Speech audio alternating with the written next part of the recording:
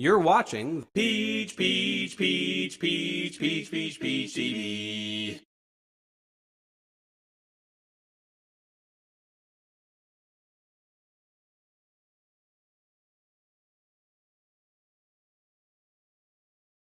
I am the mother of 4 children. Actually, they are quite independent young adults. In every decision that my husband and I have made since they were born, we have asked, what will they think? What am I communicating to them about what I think is important? Do I live by the values I stress are the foundation, the lifeblood of how someone should conduct oneself, how I conduct myself? Can they learn this from the words that come out of my mouth, from the company I keep, from the friends and family I hold dear, from the people I invite to sit around our Shabbat table, and equally important, the way we spend our money, the way we spend our time? All of us here know that we are role models for our children. What we do is the real lesson we teach our children, the ultimate gift that we pass along. But it does not stop with our children. All of you here are role models to the individuals and communities around us. In fact, you are the teachers, the role models to each other. I have learned so much from many in this room, and from those who are coming today, from Diane Trotterman, from Brad Klatt, from Amy Katz, and from others. All of you are role models for me. And as I'm sure I get to know some of you here today and get to speak and learn more from you, I will learn that your examples, your styles, and your priorities will be lessons for me. It started already this morning at breakfast. Your presence here in New Jersey demonstrates clearly your commitment to day schools. Your willingness to declare that day schools are a critical priority for Jews, for the children in your community. By being at this particular session, you acknowledge your understanding of the responsibility that accompanies the blessings that you have received in life. The need to lead, the need to give major gifts, and the need to give gifts with lasting power, the endowment gift. And you demonstrate your awareness of your role to serve as role models by your actions and your words and dedication of time to teach and encourage others to be generous to day schools and to support school endowments. This morning, we explore the motivation behind giving. Why do people give? Parents, alumni, whomever. And why do some give above and beyond the usual annual dinner or annual giving level? How can we make others to make an endowment? How can we encourage others to make an endowment gift? I wish we could make them make an endowment. You have all read the bios of this morning's speakers, and I am very eager to hear their more personal motivations, their own reflections and thoughts as they answer specific questions. They are amazing role models. Brad Klatt had the shortest commute. He is a man of many causes, but I believe that most strongly a day school, endowment, and PEJE champion on the local and national level, and a critical supporter of Metro West New Jersey's community. His real estate expertise has enabled him to provide targeted expertise and funding to many campus Hillels, senior housing, and other causes. Allison Maggot clearly comes to her devotion to day school from the trenches, where she is the vice chair and former chair of the Beit Tefillah Community School Board of Trustees.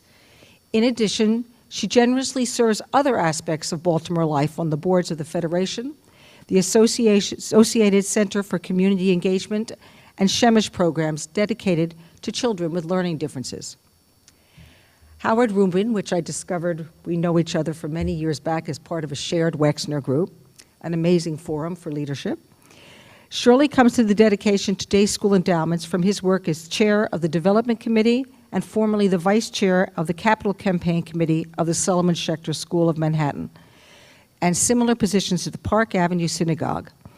One school and synagogue were clearly not sufficient for Howard, and he serves as well on the Town and Village School and the Darchei Shalom Hebrew School, as well as Prosdor at JTS, along with other causes and institutions.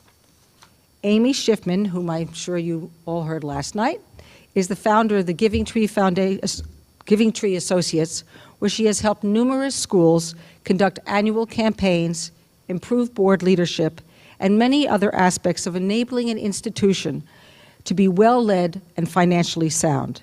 She has a deep understanding of day schools from her experience as a coach to 25 schools, a director of development and communication at the Ida Crown School, where she served and oversaw a $35 million annual capital campaign. She has also worked with PEJE for several years, and she will expertly weave this morning's conversation. I know these people will serve for us as role models by how they live and how they act. So I look forward to hearing from them. Thank you. Amy? Thank you.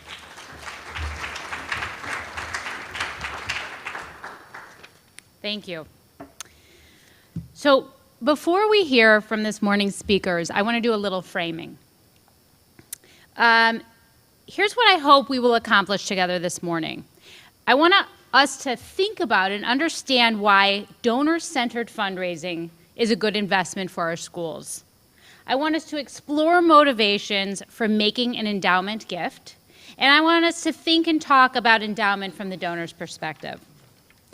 But first, no words on the slide. Okay. I luckily have the words on my copy.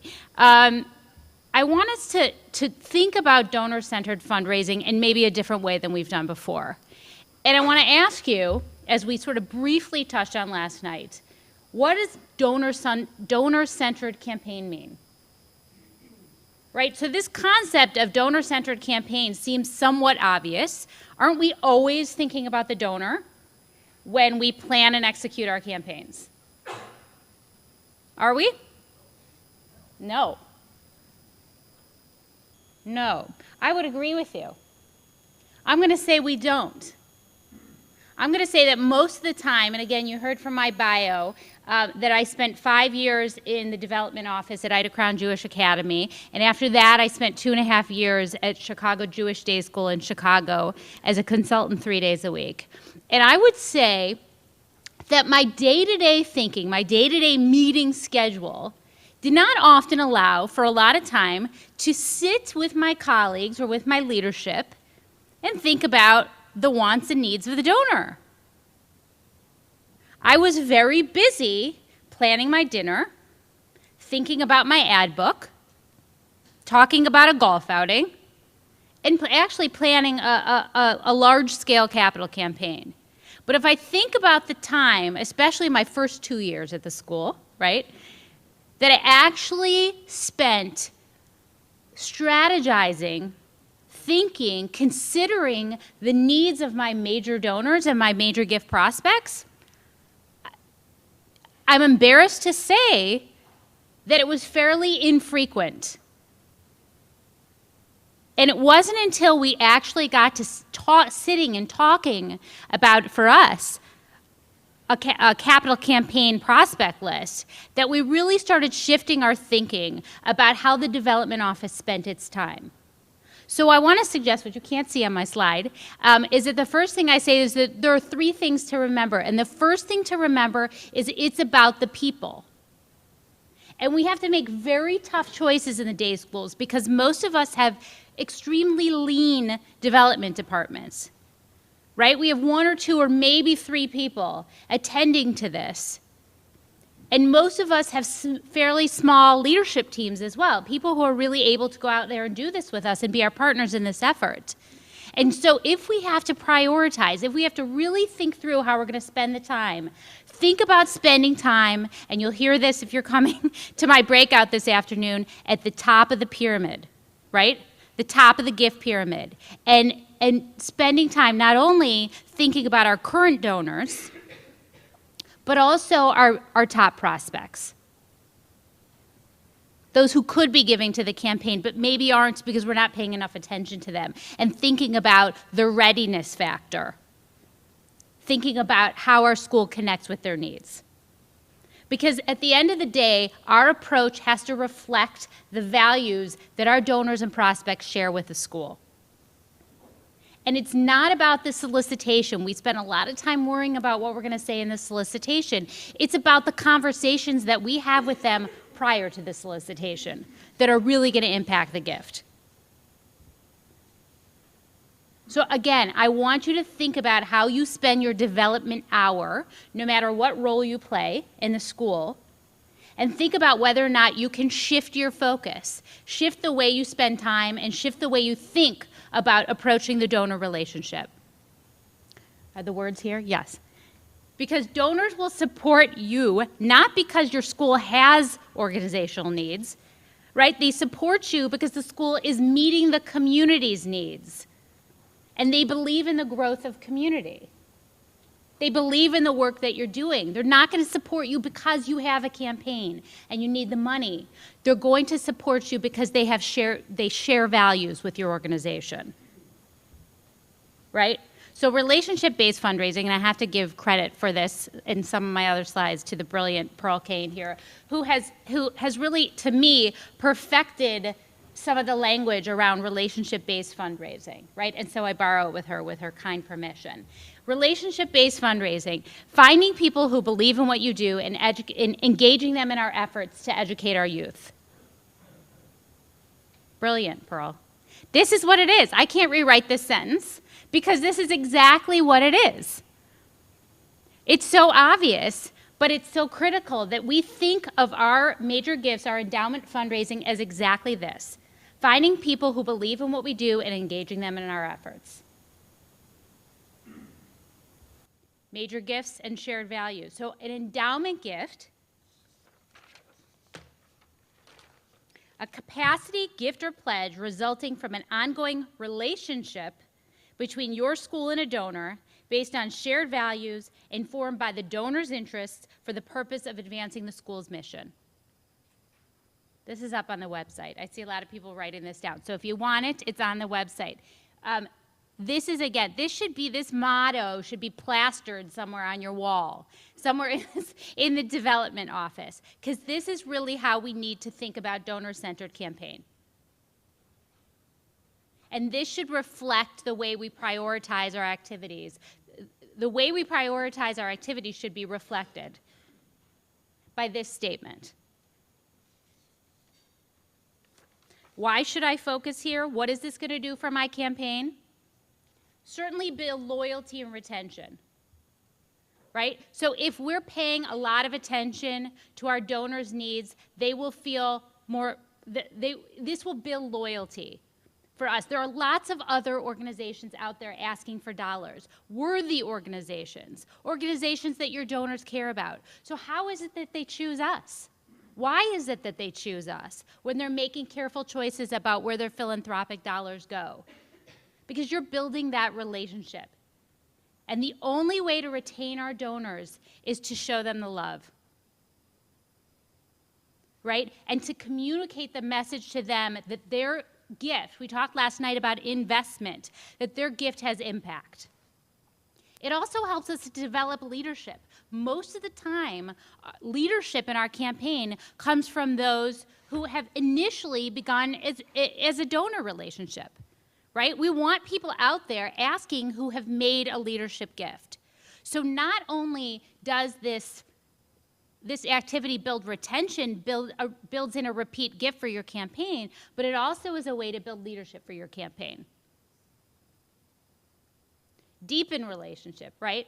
So we're always talking about taking our moves management, and again, we'll touch on this afternoon in both of the moves management sessions. We're always talking about taking that relationship to the next level. So being in tune with the donor's wants and needs, interests, readiness factor is going to deepen that relationship, is going to tie them closer to the school.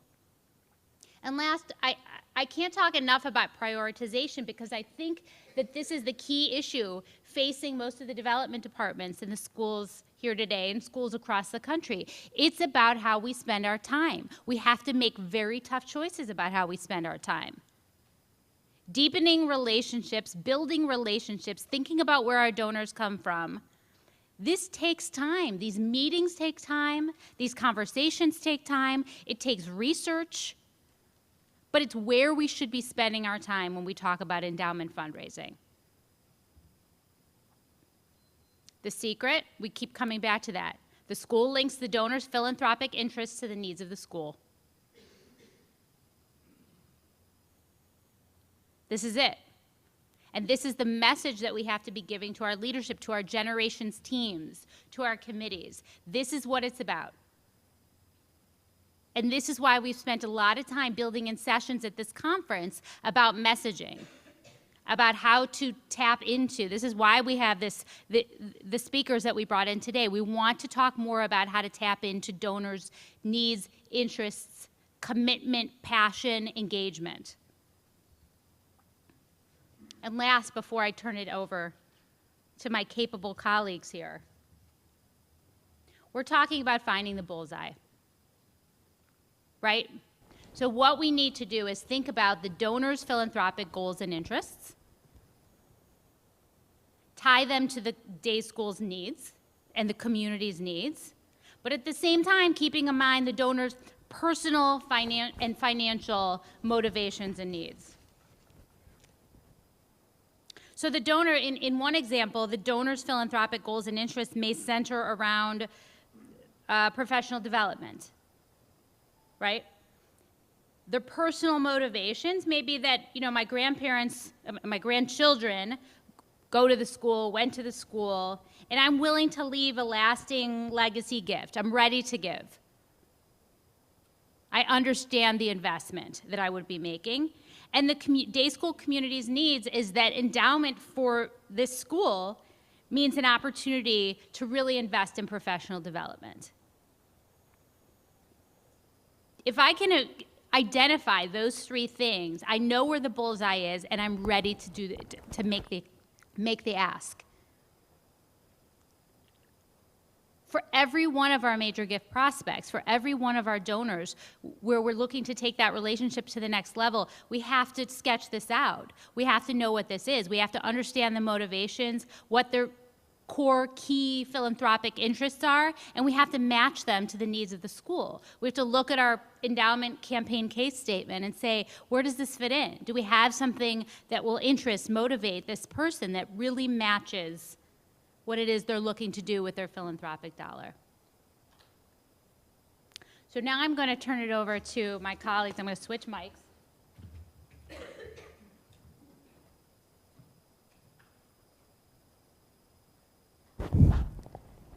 And give you an opportunity to hear firsthand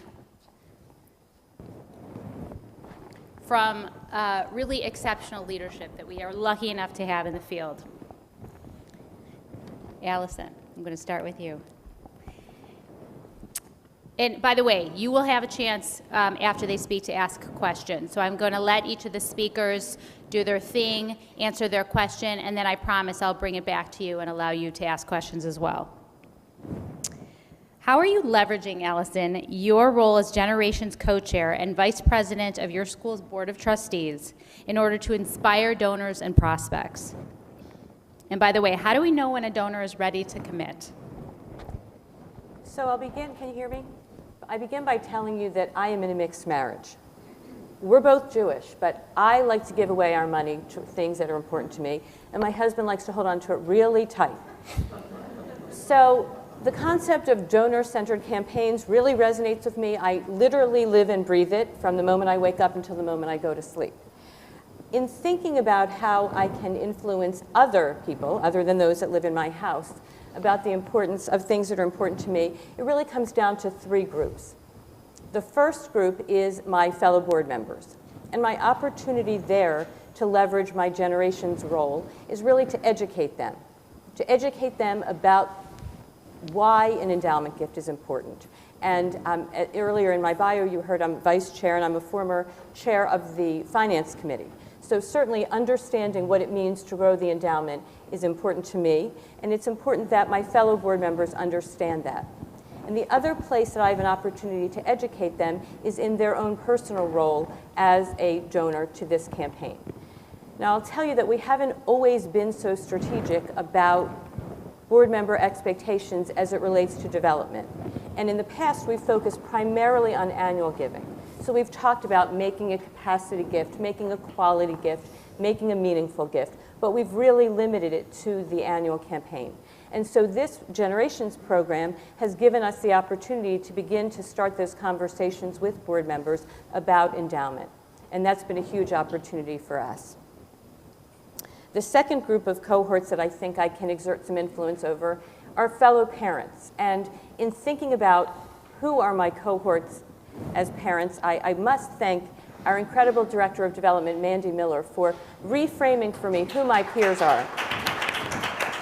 Don't clap yet, because I'm going to tell you a story. My father is 79 years old, and whenever we're out and about town, he'll see someone and he'll say to me, "Do I look like that guy? Because I went to school with him." And I look at the guy and I look at my father and I think, "You look exactly like that guy."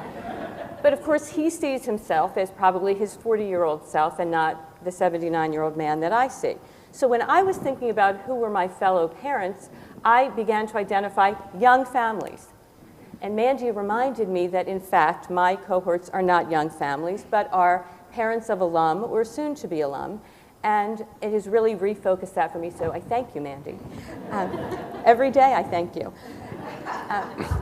So what do I say to those folks? What do I say to people who have graduates of Beth DeFilla who are soon going to have graduates of Beth DeFilla? And some of these people say to me, I'm still not in a position, I don't have a huge amount of discretionary income for things like this. My kids are not so old that I feel comfortable committing my money today, and certainly not committing my money in any form of legacy giving. And to those people, I share my own personal story. I have 3 children. My oldest is a graduate of Beth DeFilla, and as of 48 hours ago, a graduate of University of Michigan. Thank you. It's so weird. They do that all over. They say it everywhere. It's very odd, cult-like. So I have a graduate. My youngest is in 10th grade at Beth DeFilla. And I have a child in the middle, a 20-year-old, who has significant developmental disabilities on the autism spectrum and will be my responsibility financially and in all ways for the rest of my life and beyond. And so in thinking about giving our money to an institution like Beth DeFilla, people have said to me, I don't know how you can commit to giving any money when you have this responsibility for the rest of your life. And I say to them, it's very simple. I do have that responsibility and that burden, but I also have 2 children who are going to be incredible people in this world, in this community, in great part to the education that they've received. And it's important to me that I thank Beth DeFilla, that I remember what role Beth DeFilla has played in my family, and I want it to be there so that those children can send their children to Beth DeFilla.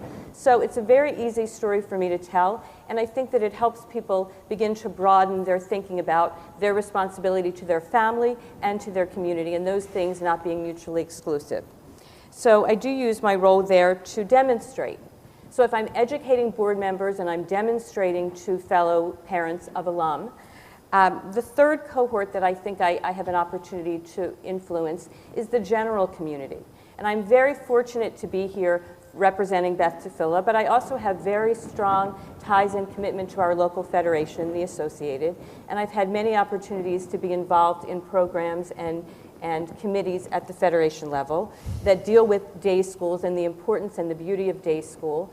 And I've met folks there who are not themselves day school parents, but are passionate about Jewish education. And that's another group that I have the opportunity to bring into our Beth DeFilla community and to cultivate those relationships, to work with those people to see what's going on inside of that building, what we're creating, to bring them in, to invite them to this Adore program, to the high school play, to come with me to an event, and to really show them the meaning of what we're doing and the beautiful work that's happening inside of those buildings. So I would say that's really the third opportunity that I have in cultivating those community relationships. In terms of how do you know when a donor's ready to commit? Take out your pens and paper. I have a very special formula. This is it. There's one answer. Ready? They say yes. Yeah, right. If it were that easy, we'd be finished what we're doing. Certainly, it's so unique to each donor. I think one of the things we need to make sure is that we're ready to get the commitment that we've asked for what we want. We've primed them, we've stewarded those relationships, and we've made clear what we're looking for. And I think about why I committed, and it struck me as you were talking a little bit about leaders. If you know me, and many of you in this room know me, you know that I am a rule follower. And so, serving on the board, we've made a strategic decision that endowment is important to our school, and that's the direction that we're moving. And so, it wasn't even a thought that I would be participating in the endowment campaign. This is a decision we've made. This is my role as a leader. I know it's not so easy for lots of folks and for other leaders, and I think that's really one of my primary obligations in this role, is to make people see that if we've made this decision for the institution, we need to step forward, leaders lead, and we need to be there in the forefront. That's my short answer. Thanks, Allison.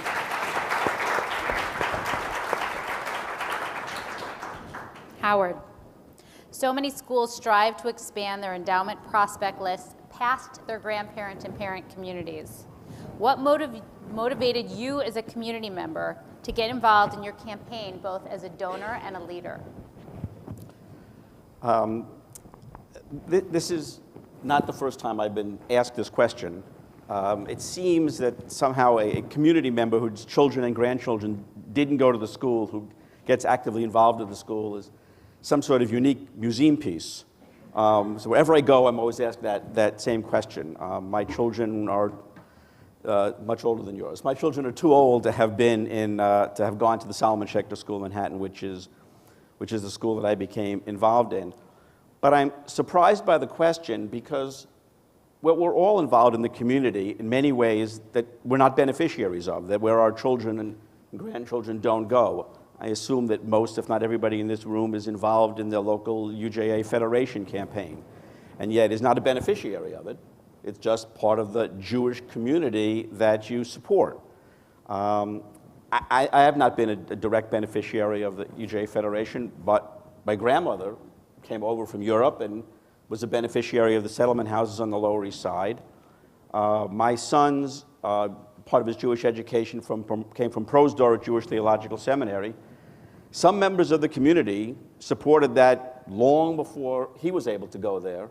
So I feel like I should be supporting some institution that I'm not necessarily directly benefiting from. My grandson is at the JCC in Washington, D.C. Some community members supported that some years ago.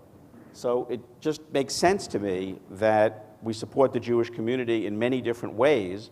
So as a member of the Jewish community, I'm looking for different places where I can support. As you heard from the introduction from Lauren, I'm also involved in my synagogue, as I assume most of the people here are, and I've been involved in other schools. I'm not involved in all of them at the same time. I mean, I was at Town and Village Synagogue many years ago, and was the chairman and president there, and the head of the Hebrew School at one point. At some point, I was the chairman of Prosdor when my son was there.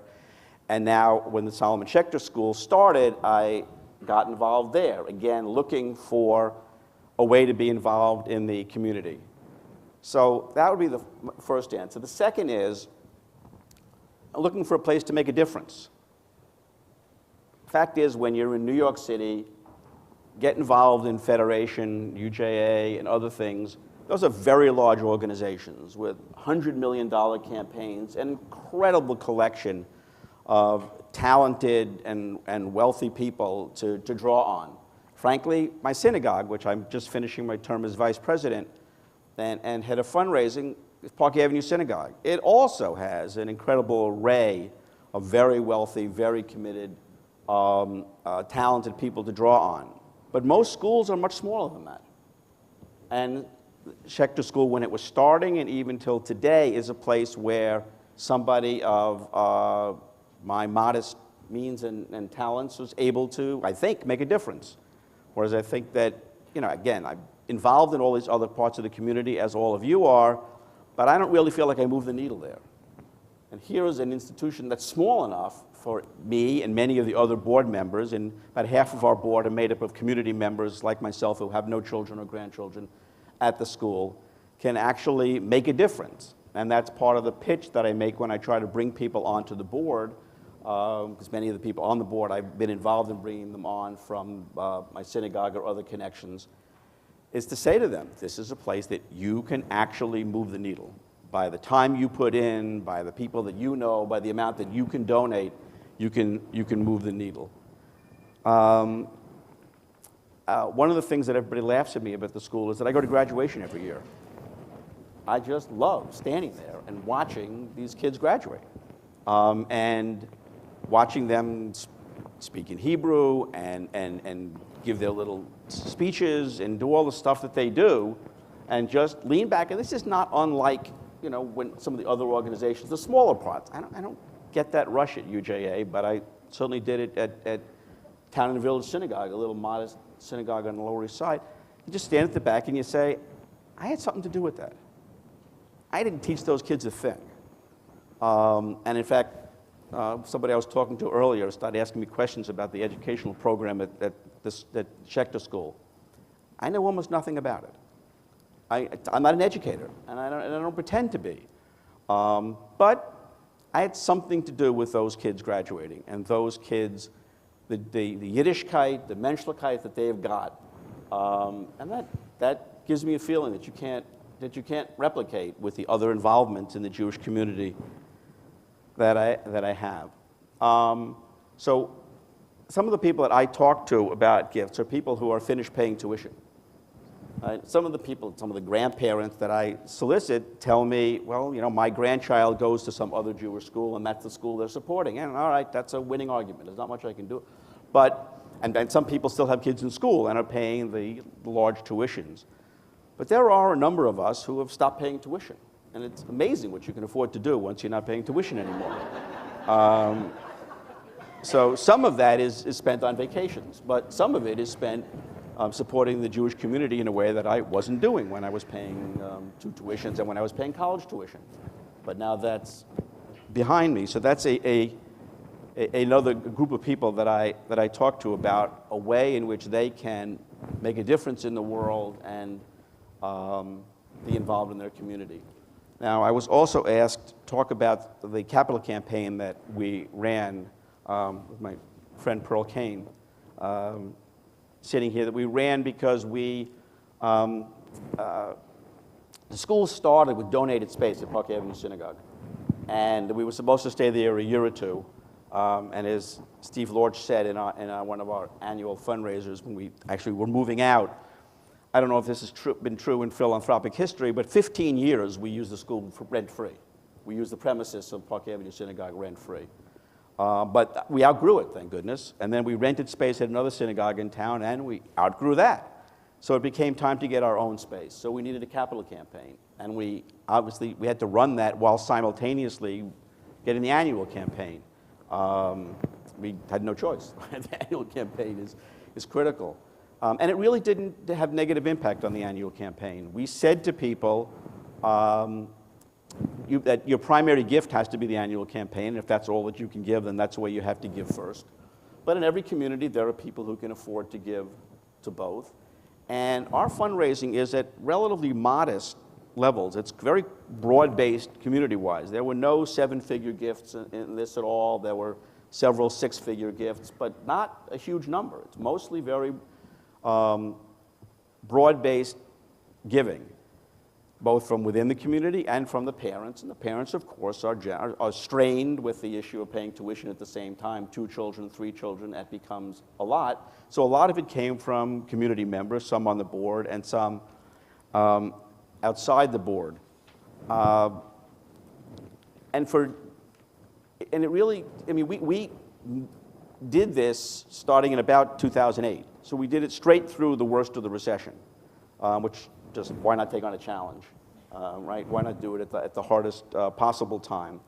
But we did it, and we moved in, and we have beautiful premises, and as of a few months ago, have paid off the last of our debts from that, and continued to raise. It helps to have a board member who's the construction company and is willing to wait years for his money. But we finally got it paid off and continued to do the annual campaign. And after a year break or so, we're now ready for the Generations campaign. And here's an opportunity to give in a different way. you all know more about this than I do, but obviously charitable gift annuities. The school couldn't do that. I mean, none of us would be giving a charitable gift annuity to some of our schools and think that 20 years from now, when we want to draw on it, it'll guaranteed be there. But we can do that now. I've done that through UJA, and I assume many of you have also. I endowed my gift through UJA, for my UJA gift. Well, now that's something you can do for your school. The ability to give in different ways is one of the best parts of the Generations campaign. So as we've started talking to people in our community, we're able to talk to them about different kinds of gifts than the ones that they gave to the capital campaign and the ones that they give as their annual gift. So we're hoping to be able to inspire them to think about what they did for the capital campaign, and if many of them do the same thing for the Generations that they did for the capital campaign, will frankly far exceed the goals that have been set for us in this campaign. So it shouldn't be so extraordinary that community members are willing to support the Jewish community. Now, of course, in Manhattan, and the same is true of some places you are, there are many schools, and there are people supporting other schools, and good for them. So it's up to us to try to convince them that our school is one of the ones that's worthy of support. Thanks, Howard. Brad, why do you feel that endowment is the linchpin for the future of Jewish day school education? In the face of so many competing priorities, why should schools invest their resources in endowment building? First of all, thank you for all coming and allowing us to share our perspectives, because they are quite different. First, I would say to your husband, my mother-in-law told me that money is round. Don't hold on too tight. It's made round so it can roll from one person to the other. And I happen not to think that this is about conversations before endowment gifts. I think it's about experiences before. And it's not the preparation of a campaign that prepares a donor. A donor comes prepared, but they come prepared by things that we really don't participate in. We've talked today a little bit about a school campaign. We know there are national campaigns, and then there are the communal campaigns, which is a lot of what Generations is about, which is really the place where Robin and I have started to spend a lot of our time, and where we really feel, after many years of PEJE participation, that this makes the most sense. Just to give you a sense of perspective, I know people are sitting here and we're talking about annual campaigns and more than annual campaigns, and many of us have baked cakes and cupcakes and bazaars and all the kinds of things, and we're sitting in a room talking about lots of money. So without trying to depress you, we have a $3 billion business. Every year we spend $3 billion. I'd like to say we invest $3 billion educating Jewish children in day schools in the United States. And between tuition and federation grants, we raise about $2.6 billion of revenue. So we start off $400 million in deficit. Before we talk about academic excellence and subvention and teacher credentialization and professional development, we start $400 million in the hole. How do we go about this? Okay, 10 years ago, we started writing essays about the National Lampoon cover with the dog and the gun. You know, if you don't buy this magazine, we'll shoot this dog. You know, you couldn't put Jewish day school kids on the front of a magazine and say they're not going to get educated if we don't give, and that wasn't going to work. And the schools came into a capacity of rebuilding in the early 2000s, and were able to raise some money from large donors around that, and we thought maybe that was the answer, and to some extent it will be the answer for many of the schools with respect to their share of the $400 million that we have to raise each year.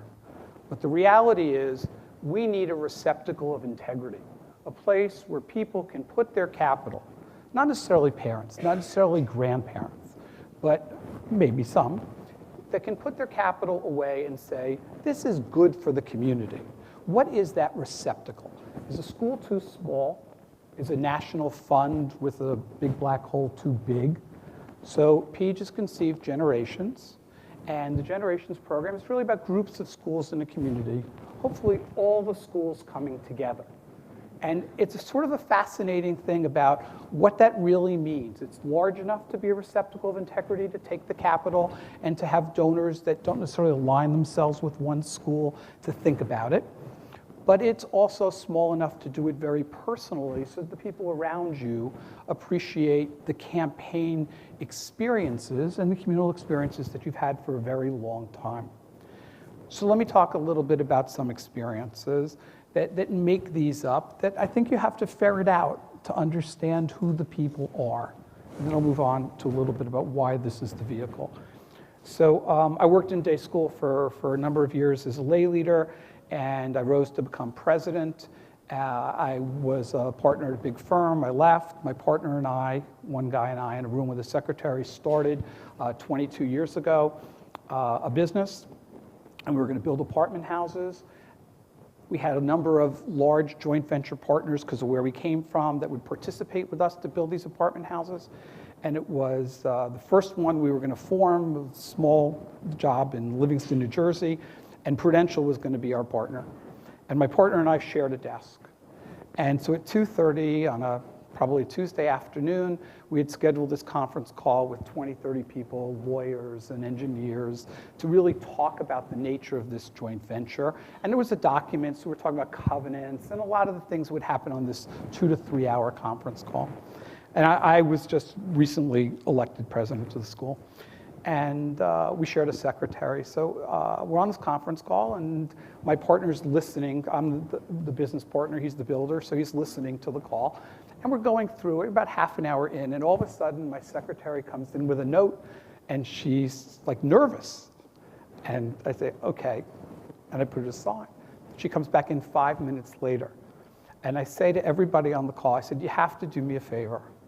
I really need about an hour. And I know we've been waiting for a long time to do this, and this is really important to all of us, especially us, and my partner is dying. I need an hour. And I hang up the phone, and I run out, and I get into my car, and I leave. And this is 1992, very few cell phones around. And I come back about 45 minutes later. I reconvene the conference call, and of course everything was fine. In the meantime, my partner almost died 4 deaths. So we finish up, and what happened? Well, I had gotten a phone call from Mrs. Dworkin, the principal of our school, and a kindergartner got off the bus in the wrong place. And they didn't know where they were, and they were putting together people to do this. And about 20 years, and of course we found the child.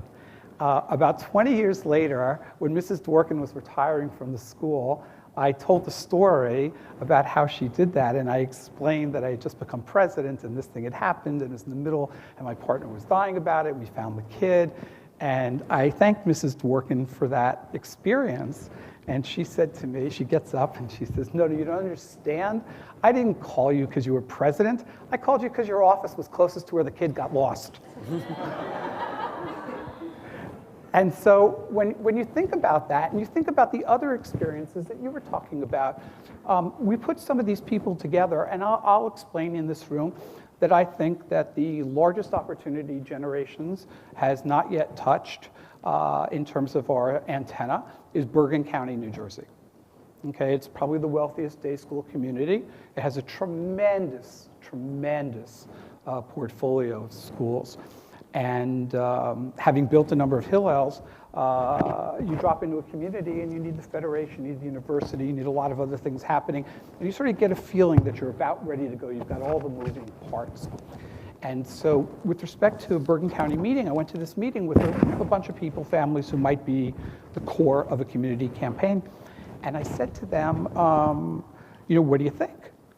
And somebody said on the other side of the room, about 15 people, well, I would never send my kids to a single-sex school. So, Maya Note and TABC, they're not important to me. And somebody else in the room said, wait, you just don't understand. If you'd like there to be kosher food on Cedar Lane, you better start supporting those schools. And this is about a community. You need everybody together. Can we pull it off in Baltimore?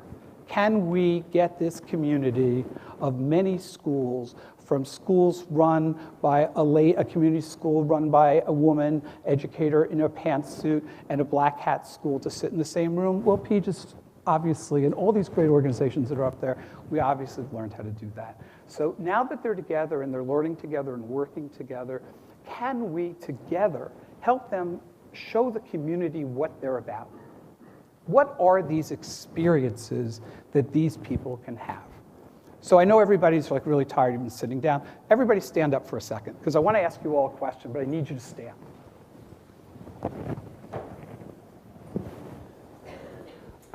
Okay, now I'm going to make a point, and in doing this I might lose a friend, but I would like to make a point. Okay?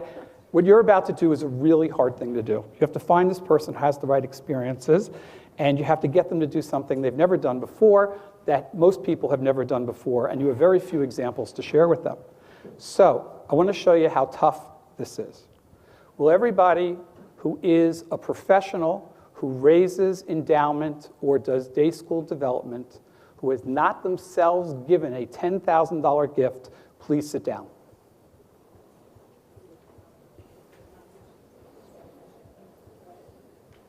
Okay. Will everybody who has given, okay, a gift to a day school that is less than $100,000, please sit down?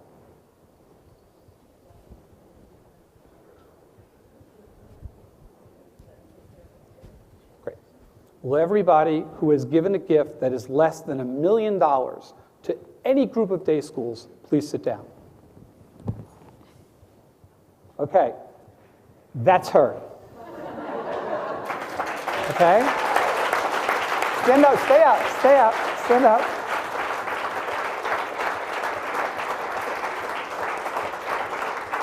I know she hates this, but I think it's important. This is Paula Gottesman.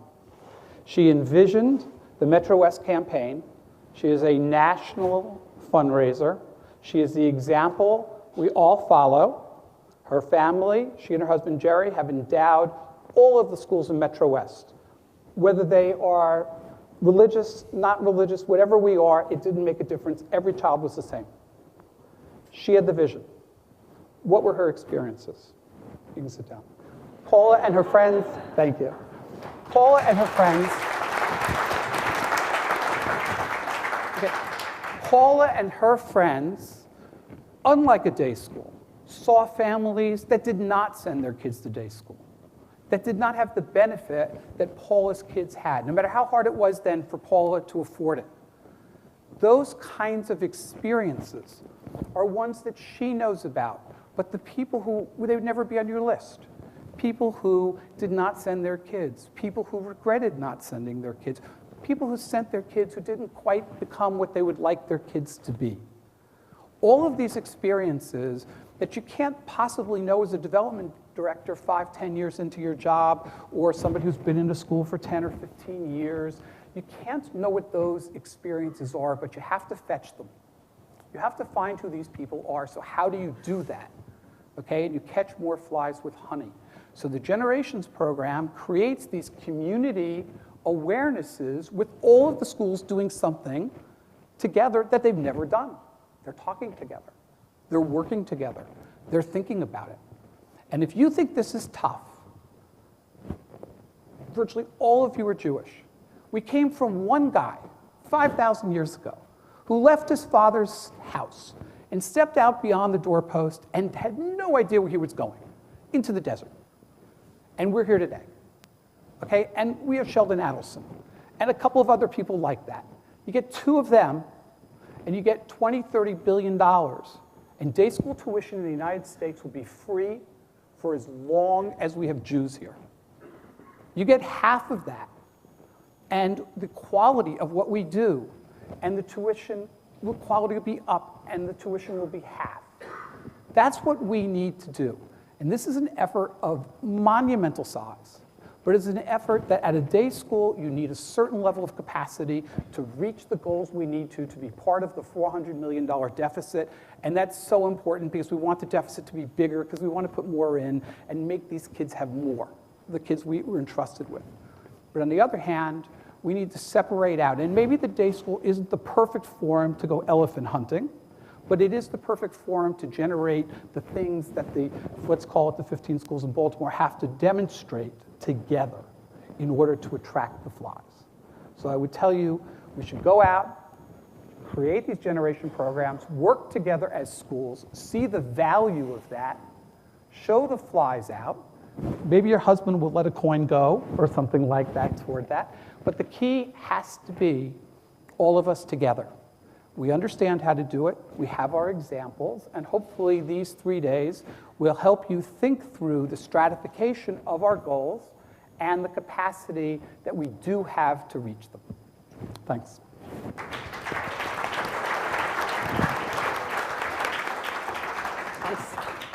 I'm sorry. I would now love to open it up to questions for our speakers. And please speak loudly, or you can borrow one of our lapel mics. Questions, comments, thoughts?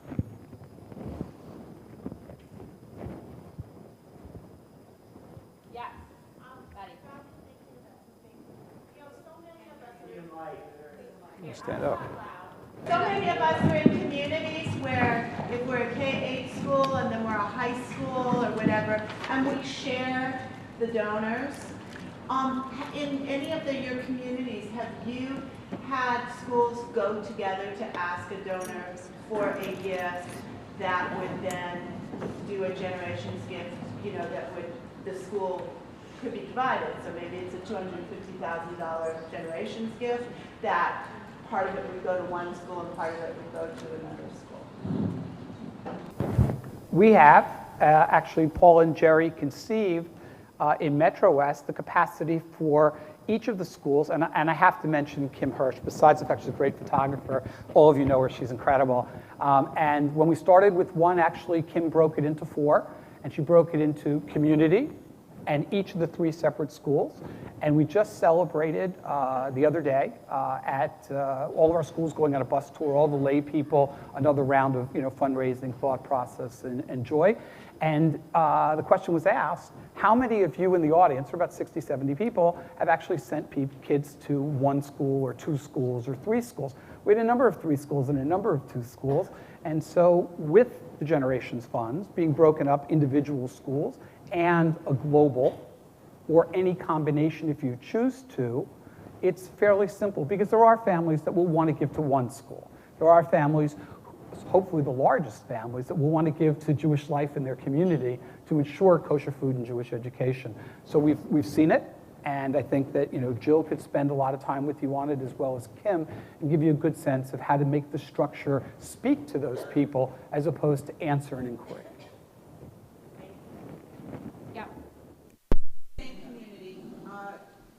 There was an attempt to do this, and people felt very protective over each of their own individual donors, and were not even actually willing to put the names on the table that people might consider going to as a group.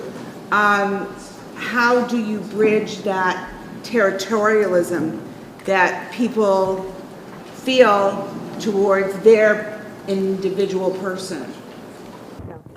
I don't know that I have an answer. There was at one point a Solomon Schechter High School in Manhattan, and we did, in our infancy, I think, our very first fundraising dinner joined with the high school, and we allocated the money based on the proportion of what had been given before.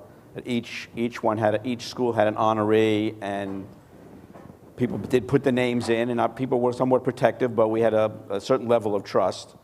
And so we did have one joint fundraising event. Ultimately, we stayed separate and had merger discussions for many years. It never came about, and as many of you may know, the Solomon Schechter High School closed. But the elementary and middle school continues. I would say it a little differently than that. I really don't have a great level of tolerance for that kind of attitude. I think it's important that we appreciate that those are the schools that won't make it. People are not aligned with schools. They don't belong to schools. They're not chattels. They have their own experiences, their own ideas. And for anybody to think so small that their specific cause is the only cause that can get to somebody, I think is very short-sighted. And just one example, We just co-chaired a very successful campaign at the University of Pennsylvania for $4 billion. And all the schools, which were siloed before with all of their lists that were very protective, were put together by the development director. And after 6 months of study, they felt they could raise $2 billion. And the president of the school, Amy Gutman, who for many years was very interested in getting rid of the silos, she said, this is very easy. I'll resign if we don't raise more than $2 billion. Now take all your lists and throw them into one till, give them to my team, let them go work. And in half the time, she raised twice as much from the same people and more. It is not about treating someone you respect like a chattel. And if people think that that's the way they should do it with their donors, I think they're very short-sighted. I'd like to say a word in favor of broad-based fundraising. Not that we turn away big gifts, but I think that part of the demise of the high school was they were dependent on a handful of major donors and didn't really develop a big fundraising base. And when those donors got tired after a number of years, it closed. We have never been dependent on large donors, but more of a community-based campaign. And donors come and go for obviously a variety of reasons, and we've managed to keep it going. No small amount from Liz, our fundraising professional, who keeps us all in line year after year. I just asked if a lot of the donors were legacy donors or outright pledged gifts. So ours is a combination, and Beth Phillip is integrating the generations piece into a larger campaign that's going on at the same time, a capital endowment campaign. We're using the legacy opportunity really as a way to help people get to the number that they have in their head but don't feel that they're able to do outright. But we certainly are looking for the outright gift. Can I ask the average gift amount for a pledge endowment? You can ask me, and I'm going to ask Mandy. The average, if it was for a pledged gift, what the average amount is? For the endowment, For the endowment, I would say probably about 50,000. 50? Yeah. Okay. Yep. I'm from Boca Raton, Florida, and I think that the relationship between schools is, no matter what stream of Judaism, is incredibly important. And I think before we've started a partnership, we are partners. We are 4 schools rather. We're the only community day school. The other 3 are Orthodox. And before we did set out on a campaign, we have someone, we've hired a professional, we've just come out with our literature, and we're on a partnership campaign right now. We're just launching it. And before you get to that point, you have to form bonds, you have to form partnerships in other ways before you can actually do fundraising together, I believe. And so we meet regularly, heads of schools, sometimes we bring our CFOs, sometimes we bring our development people, and we meet once every 6 weeks around topics that we formulate an agenda during the summer for the coming year. We learn so much from each other. We do so many things together. And so before I believe, you can form a partnership that goes out on a campaign, you have to form a partnership. And for us, it's been extraordinary. We all come with so many different talents, and so we're very proud of that relationship that it's about that's about relationships too, by the way, right? And then you have trust and transparency. Yeah, Hi, Kai Hamster from Baltimore. My question to you is, just as all of you were talking about everything that you were talking about, I'm wondering, at what point do you feel that a donor is... Can you stand up, Sorry. Yep. So my question is, at what point do you feel that a donor is committed enough that they'd be ready for a conversation about a legacy? We're a younger school, especially in development, let's say about 5 years in development. So we have relationships that we've built. We have a good number of donors who really care about the school. The relationship is still relatively young, but we do have some that are a little older. But, the question is, at what point you know, a person's come in for a tour, maybe they've come for a few functions, they've been giving annually for a few years, they talk about how much they love the school. Are they already ready for that conversation? That's the question. I'd like to ask, you know, all of you what you feel.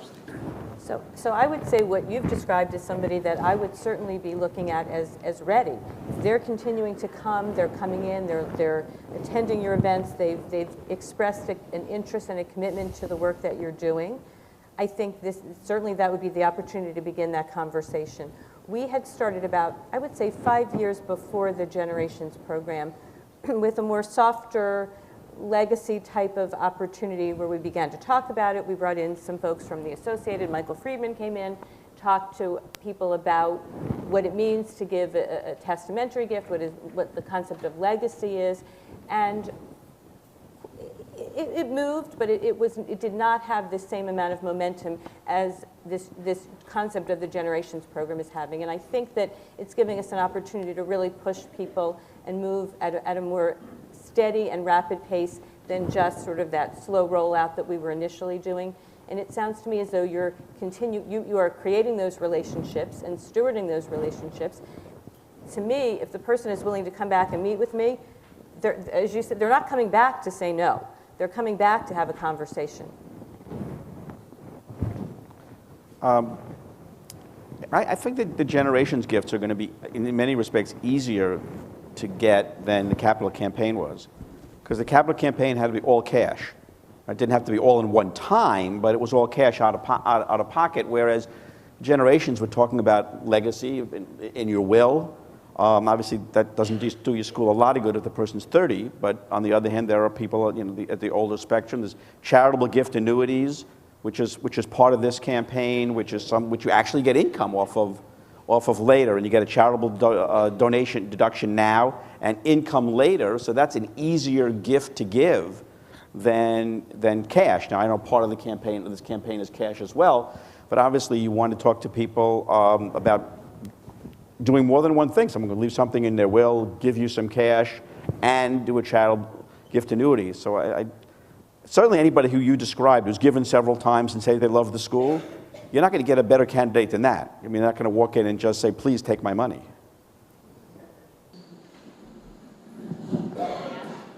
Nothing to add. Other questions? Yes. I'm from Solomon sector of Long Island, and we have a donor base that we have, over the years, lost for various reasons.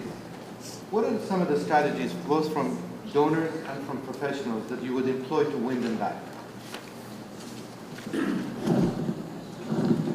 Can we ask first, have you lost them or have they lost you? I'd like to say that the school has evolved. I don't know the history far enough to know why they have been lost, but the school has evolved, the governance has evolved, and we're a new school today, based on what we were before. But we have a hard time going back and winning them back. And I know there are some very, contributors that are very capable. Well, most schools who are in that circumstance of either having lost them or are not able to find their alumni and things like that, have found that there are two things they do. They create an event, either on social media or in person, a continuous series of events focused on those people.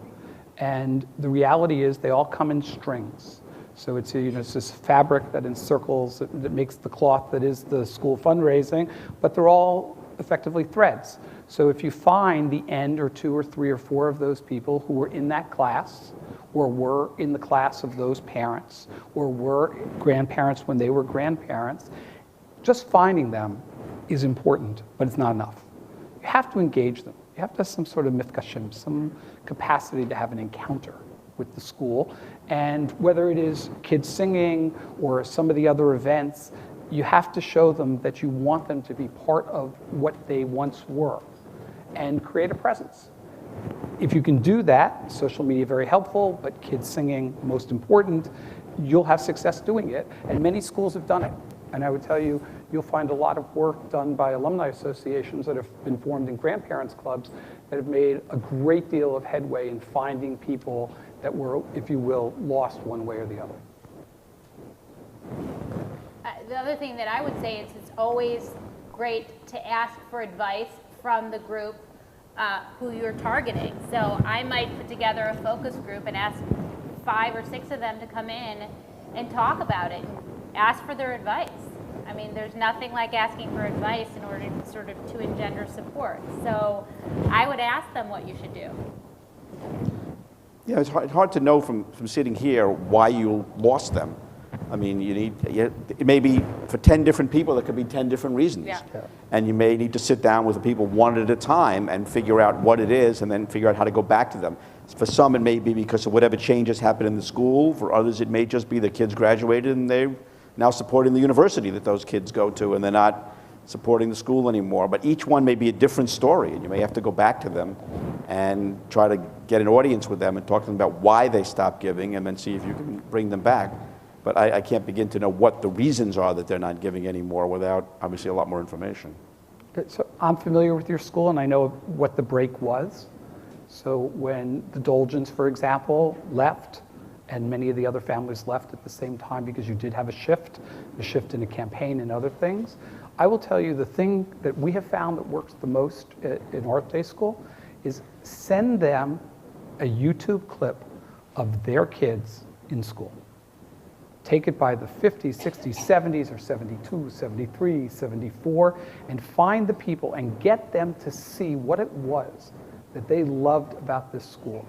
And it has to be their kids, because it's most likely not going to be somebody else's kids later, although that can be part of it. And it doesn't take that much work to find the archives, assemble them, and figure out who you can use to help you get to somebody.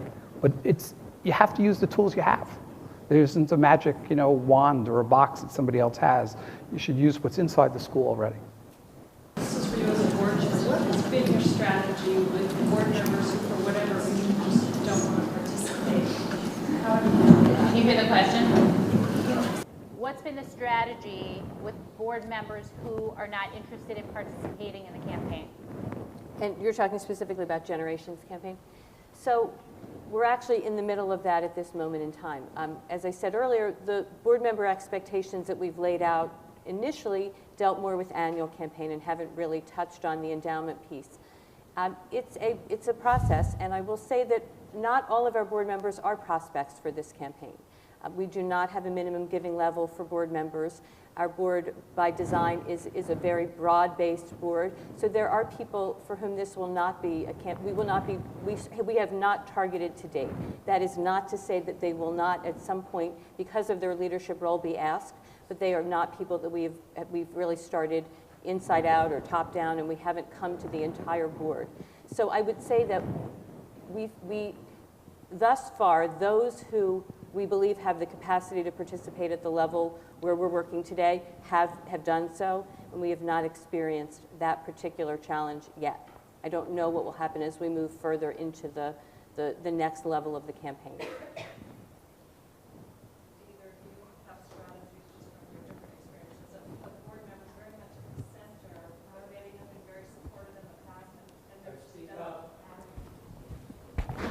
She's sort of just repeating the question, asking for other strategies. Well, obviously, just like with the capital campaign, not everybody was a target for that, because certainly until you work your way through, we weren't looking for $1,000 gifts to the capital campaign. We were always looking for much larger gifts. In Generations, it'll be a long time, I think, before we're looking for $1,000 contributions. We're obviously looking for much larger contributions. And you have to make sure that you don't cannibalize your annual campaign. So different strategies would be for different people. And if you've got a significant contributor, and I mean by that the time they put in, the expertise they put in, and maybe the money they put in, I wouldn't want to alienate them because they decide for whatever reason they don't want to give to the Generations campaign. There's one member of our board, in fact, in our executive committee, who I think is very skeptical about this. We think we're actually going to get a substantial endowment campaign gift from him, but maybe not through Generations. He's just got, because of some of the characteristics of this and the inability to draw on it if you run short at any given period of time. He seems not to be inclined to want to do it through this campaign, but I'm not going to alienate him because of that. I'm going to take his money in a different form. So I wouldn't worry too much about people who don't want to participate in the Generations campaign if they're also supporting your annual campaign and other things. I think there's another issue that's an overlay here, and that is the architecture of the governance of a particular day school. Some day schools believe that the board is just there to give money, and if you don't give money or raise money, you're out. After many years of looking at it, we at PEJE have found that that's sort of it's a thoughtful, but probably a wasteful idea, because the parents that can add the most value to the school aren't necessarily those that have the largest checkbook. And those with the largest checkbook don't necessarily need to be in the boardroom in order to be contributors. And if we have boards that eliminate people who can't give or even stratify or articulate the haves and the have-nots, I think we're going to do things in the boardroom that we would be loath to do in the classroom with our kids. So I think you have to think about these programs and how valuable the idea that one might have of, well, why waste a seat for somebody without a big checkbook? Forgetting about the fact that Mrs. Hope's diamond comes with Mrs. Hope. It's a separate issue. I think you have to look at the governance of the school and what you want to do. And that trickle-down thought process of putting people in the boardroom of great strength and value does not equate to capital. And I think when we do that, we often taint what it is we're trying to do throughout the whole school. I would say, on the other hand, I think it sends a very strong message to the community if you have 100% participation from your board in the campaign.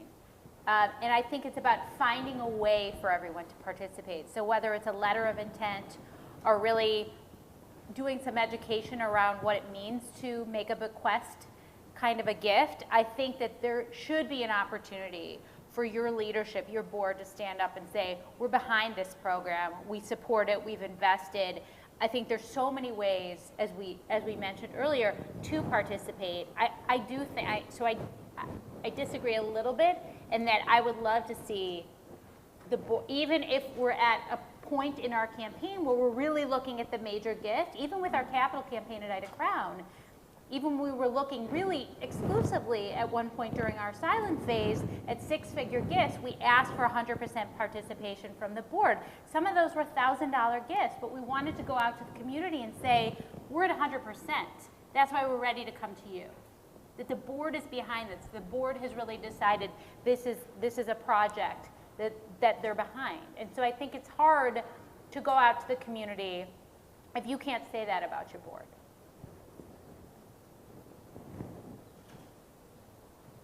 One last question. Yes. Just on a very practical level, when you speak about 100% participation of the board, and when we're talking about endowment gifts and legacy gifts, is it really enough to just have everybody write on a piece of paper, I am going to leave a gift to, or does it need to be something more formal than that in order to be able to lay claim to we have 100% participation? You know, I think it's a great start. So, like we just said, everyone's in a different place. So that's where it's a conversation starter. It's the first step for many people. It's less scary maybe to sign your name to a letter of intent. So some people are going to be more ready, and others on your board might be at the very initial stages of thinking about a gift. And so I would be happy with that. You're going to have all sorts of different types of gifts and different readiness factors on your board. And so I would feel okay walking out to the community saying we have 100% participation if I had some letters of intent in addition to other kinds of gifts on my board. I don't know, do you have other thoughts? I think if the purpose is to say we have 100% participation, then I would agree. I certainly wouldn't think we're counting all of those gifts simply, at that level, at that point, but for the purpose of articulating board participation, I would agree. So I'm going to wrap us up. We have a few minutes before we move on to our breakout sessions.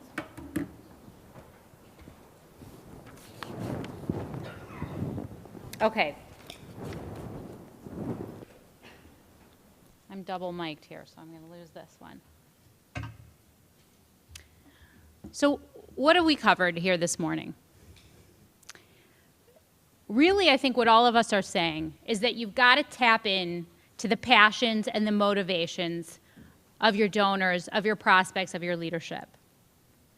So if they give because they believe in the mission and the vision, that what we have to deliver is a strong message. That's the thing for your team to be thinking about. If they give, or they're going to consider giving because they feel a sense of communal responsibility and pride, then we have to deliver a strong sense of community. And if they give because they respect the leadership, because they have a special relationship with one of you, then we have to closely steward that relationship. And we don't want to be in a position where we're thinking about winning donors back, right? I know that's the case for all of us, and very often that's the case with our alumni, that we have to really think about recapturing our alumni as donors. But if we work hard at stewarding, if we pay attention to our donors at every level on that giving pyramid, we're going to be focused on relationship building rather than regaining. And that's our job. Our job is to learn what resonates with, what moves all of these different pieces of our target market and our market segments, right? Because our campaign, hopefully, is made up of gifts from each of these market segments. How do we do that? We have to really determine, really think about how to build that relationship. And so your job is to sit with your team in the meetings that I know you're already having, the rating and assignment meetings, and I know that there's a better word for that meeting. But really just have meetings where you talk about what drives the passion, what drives the motivation for giving. Because in the end, people give to your school as an extension of their values. Because they believe in the mission and the vision, they feel communal responsibility and pride, they respect you, the leadership, and they want to make a difference. So at the end of the day, our job is to listen, to have conversations, and as Brad said, to give them experiences in the school that they can draw on in order to build that love, to build that loyalty. And so if we listen to them, they will tell us. Thank you so much to our speakers this morning. Thank you for being here. You're watching PEJE TV.